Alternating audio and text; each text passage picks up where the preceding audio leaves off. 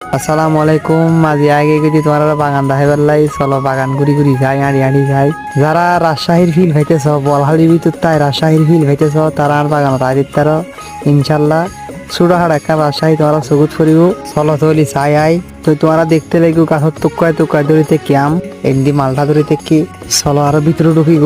তো আর বাগান নানত 900 আম গাছ আছে, অন্য ফ্রুটের পাশাপাশি মালটা বড়ই পেয়ারা লিচুর পাশাপাশি আম গাছ আছে যে খালি গায়ে 900 রকমের আম গাছ আছে। হাতে প্রচুর পরিমাণে ফলন হয় ইনশাল্লাহ। এবার প্রচুর তোরা তো দেখতে লাগবো কিরকম ফলন হয়। আলহামদুলিল্লাহ, আল্লাহর হাজার হাজার হাজার শুক্রিয়ে।